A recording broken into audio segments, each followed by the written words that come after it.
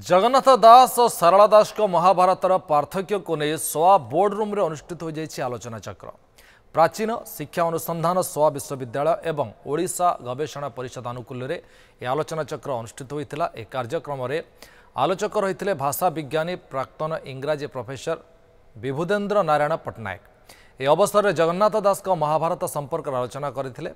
राज्य में विभिन्न भाषाविद जगन्नाथ गवेषक भाषा विज्ञानी मैंने आलोचकों प्रश्न उत्तर कार्यक्रम में सामिल होते जो जगन्नाथ दास और सारला दास महाभारत संपर्कित विभिन्न प्रश्नर उत्तर देते आलोचक। तेणु यह आलोचना चक्र में प्राचीन शिक्षा अनुसंधान विश्वविद्यालय सोआर छात्र छात्री अंशग्रहण करते। स्वागत संभाषण भाव उपस्थित थे सोआ प्राचीन विभाग प्रोफेसर गायत्री बाला पंडा।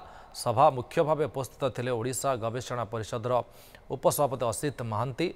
आलोचना प्रसंगर शेष में प्रोफेसर गायत्री बाला पंडा आलोचक विभुदेन्द्र नारायण पट्टनायक को जगन्नाथ संस्कृति पुस्तक प्रदान कर सम्मानित करथिले।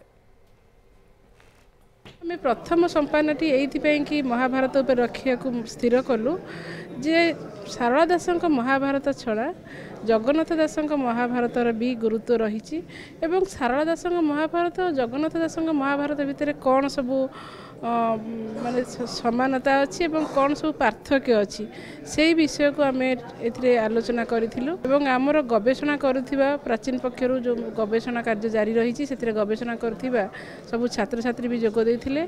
शेष में प्रश्नोत्तर कार्यक्रम भी रही आउ भी जड़े महाभारत आउ भी गोटे महाभारत अच्छी जो विषय प्राय अनेक लोग जानती ना सीटा जगन्नाथ दास ना जगन्नाथ दास लिखिं कहुए किंतु जगन्नाथ दास अनेक राजी हमें ना कि जे लिखत ना कहीं किंतु बहीटा बहीटा सब नारेसनटा सेटा आम इम्पोर्टेंट आ मोर नवेदन जे सेटा आमे सेटा को आमे बहुत केयरफुली स्टडी करवा कथा आउ ताकू अनुवाद ताकू रिटेल करवा कथा।